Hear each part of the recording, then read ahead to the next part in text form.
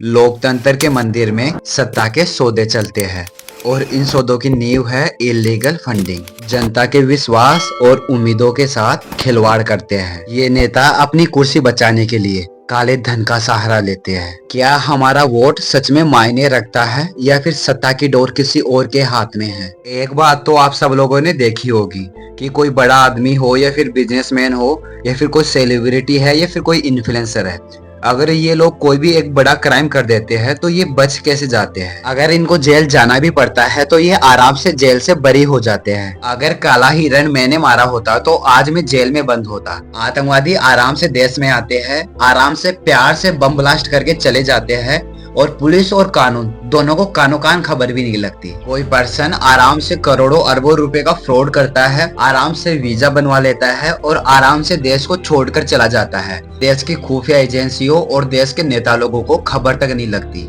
आज हमारे देश को नेता लोग चला रहे हैं और उनकी मर्जी के बिना देश में एक पत्ता तक नहीं हिलता। नेता लोगों के हाथ में ही होता है कि हमें किसकी जिंदगी बनानी है और किसकी जिंदगी उजाड़नी है, किसको अमीर बनाना है, किसको गरीब बनाना है। आज देश में इतने बड़े बड़े क्राइम हो जाते हैं और इतने बड़े क्राइम करने के बाद में भी ये लोग बच के निकल जाते हैं और हमारी सरकार को कानो कान खबर नहीं लगती। इसका सिंपल सा रीजन है कि हमारी सरकार भी इन्हीं लोगों की वजह से बनती है। ये क्रिमिनल्स और आतंकवादी तो इन नेता लोगों के आका होते हैं। अगर ये अपने आकाओं के खिलाफ जाएंगे तो अगली बार इन लोगों की सरकार ही नहीं आएगी। आप लोग वीडियो को एंड तक देखना, आप लोगों को अच्छे से समझ में आ जाएगा कि मैं कहना क्या चाहता हूँ। पहले हम लोग ये जान लेते हैं कि ये जो पार्टियां चुनावों में करोड़ों अरबों रुपए खर्च करती है, कि एडवर्टाइजमेंट में भी करोड़ों खर्च करेगी, हर चीज में करोड़ों रुपए खर्च करती है, तो इनके पास इतना सारा पैसा आता कहाँ से है, इनके पास क्या क्या सोर्स होते हैं जिनसे ये फंडिंग इकट्ठा करती है। हम ये भी जानेंगे कि जो हमारी फेवरेट पार्टी है, जैसे वो कोई भी हो सकती है, बीजेपी हो सकती है, कांग्रेस हो सकती है या फिर आप हो सकती है, जिनके हम लोग गुणगान करते रहते हैं, वो कितनी दूध की धुली है और कितनी नहीं। ये पार्टियां चुनाव जीतने के लिए और फंडिंग इकट्ठा करने के लिए कितनी हद तक गिर सकती है, इस वीडियो में पता लगेगा। इन पार्टियों का सबसे फेवरेट और सबसे ज्यादा पॉपुलर जो फंडिंग का सोर्स है वो है इलेक्टोरल बॉन्ड, सेकंड है कॉर्पोरेट डोनेशन, थर्ड है डोनेशन फ्रॉम इंडिविजुअल्स, फोर्थ है membership fees and voluntary contribution और फिफ्थ है स्टेट फंडिंग और सिक्स्थ है फॉरेन फंडिंग। हम लोग इस वीडियो में सिर्फ दो टॉपिक कवर करेंगे। पहला तो है इलेक्टोरल बॉन्ड और दूसरा है फॉरेन फंडिंग। और हम लोग इस टॉपिक को भी कवर करेंगे कि ये पार्टियां किस तरीके से इलीगल फंडिंग इकट्ठा करती है। मतलब आज सबकी हकीकत सामने आने वाली है। पहले हम लोग ये जान लेते हैं कि एक्चुअल में इलेक्टोरल बॉन्ड होते क्या है, ये वर्क कैसे करते हैं और बार बार इलेक्टोरल बॉन्ड को लेकर प्रॉब्लम क्यों खड़ी हो जाती है। एक्चुअल में इलेक्टोरल बॉन्ड एक फाइनेंशियल इंस्ट्रूमेंट है जिसे पॉलिटिकल पार्टीज चुनावों में चंदा इकट्ठा करने के लिए इस्तेमाल करती है। 2018 में मोदी सरकार ने इसकी शुरुआत की थी। ये एक्चुअल में वर्क कैसे करता है, एक बार इसको भी समझ लेते हैं। पहले एक बात जान लेते हैं कि जो इलेक्टोरल बॉन्ड होता है इसको सिर्फ एसबीआई इशू कर सकता है। एसबीआई के अलावा किसी भी बैंक को ये राइट नहीं होते है कि वो इलेक्टोरल बॉन्ड को इशू कर सके। फर्स्ट ऑफ ऑल, कोई भी इंडियन सिटीजन या फिर कंपनी जो इंडिया में रजिस्टर है वो एसबीआई से बॉन्ड को खरीदते हैं। जो परचेसर होता है, मतलब जो बॉन्ड को खरीदता है, वो बॉन्ड को ले जाकर अपनी पसंदीदा पार्टी जिसको वो चंदा देना चाहता है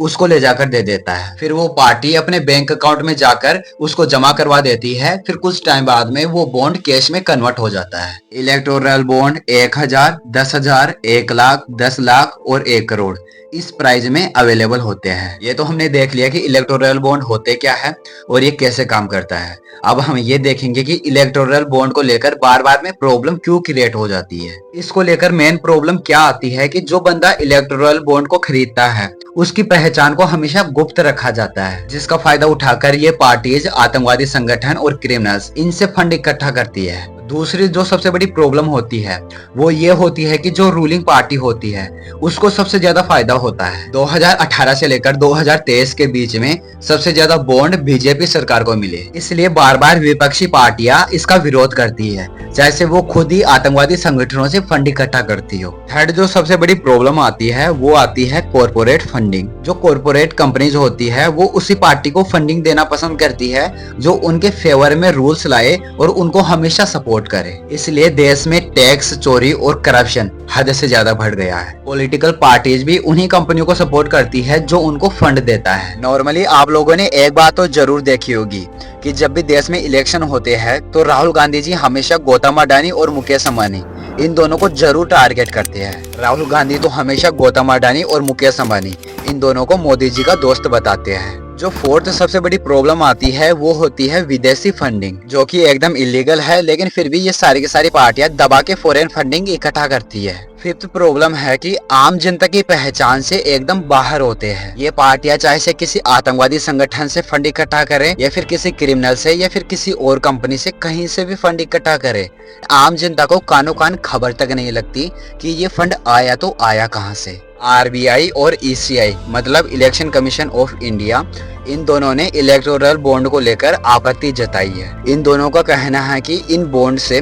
फर्स्ट ऑफ ऑल तो पब्लिक जो बिलीव है वो कमजोर होगा, और सेकेंडली कि ये जो बॉन्ड है वो एक नकली मुद्रा का रूप ले सकते हैं। इससे जो ब्लैक मनी है वो बढ़ सकती है और जो मनी लॉन्ड्रिंग है वो हद से ज्यादा बढ़ सकती है। इवन आरबीआई ने तो यहाँ तक भी कहा है जब फंडिंग चेक और डिजिटल पेमेंट के थ्रू पॉसिबल है तो फंडिंग के लिए बॉन्ड्स की जरूरत क्या है। और इलेक्शन कमीशन ऑफ इंडिया इसने तो ये तक कहा कि हम जिसको इतना मॉडर्न मान रहे हैं, इतना डिजिटल मान रहे हैं, तो एक्चुअल में ये एक पिछड़ा हुआ कदम है। एसोसिएशन फॉर डेमोक्रेटिक रिफॉर्म्स यानी एडीआर, इसकी 2018 और 2019 की रिपोर्ट के मुताबिक 7 नेशनल पार्टियों की कुल इनकम का 67% अननोन सोर्स से आया, जो कि कुल टोटल 2572.98 करोड़ होता है। इनमें से 1960.68 करोड़ यानी 78% केवल इलेक्टोरल बॉन्ड से आए। 2018 में बीजेपी और कांग्रेस दोनों पार्टीज पर फॉरेन कंट्रीब्यूशन रेगुलेशन एक्ट मतलब FCRA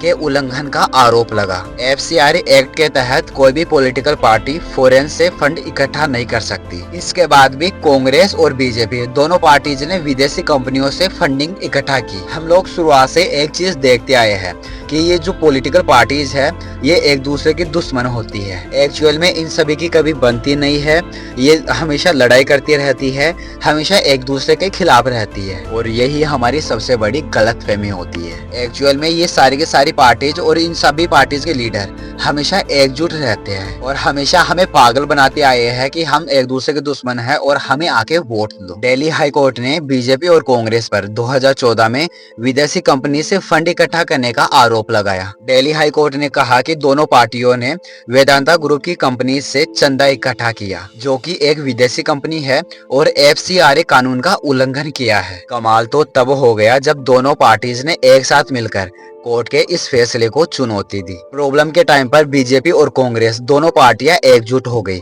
और हमसे वोट कैसे लिया जाता है, धर्मों और जातियों में बांटकर। जब विकास की बात आती है तो इन लोगों के संसद में प्रस्ताव पारित नहीं होते और इनको करवाने हैं जाति जनगणना जैसे फालतू के काम। बाद में जाकर 2018 में दोनों पार्टीज को अपनी याचिकाएं वापस लेनी पड़ी। देखिए ये पार्टीज कितनी एकजुट होती है। फॉरेन से फंडिंग लेने के लिए इन सब पार्टीज ने मिलकर FCRA में बदलाव तक कर दिया ताकि इनको फॉरेन से फंडिंग लेते टाइम कोई प्रॉब्लम ना हो। इन लोगों ने इस बदलाव को मनी बिल के रूप में लागू किया, जिससे इन लोगों को राज्यसभा की मंजूरी तक नहीं लेनी पड़ी। और जब बात जनता के हक के लिए आती है कि जनता के हक के लिए थोड़ा सा संविधान को चेंज कर दो, तो ये लोग संविधान को हाथ में लेकर हिलाते रहते हैं और संसद में अपना रोना रोएंगे कि ये पार्टी संविधान को बदलना चाहती है, वो पार्टी संविधान को बदलना चाहती है और हम संविधान को बचा रहे हैं, चाहे खुद ने कभी संविधान पढ़ा ही ना हो। मैं इन लोगों से एक सवाल पूछना चाहता हूँ, ये जो तुम्हारे हाथ में संविधान है, क्या इसमें लिखा हुआ है कि तुम जब चाहो तब इमरजेंसी लगा दो,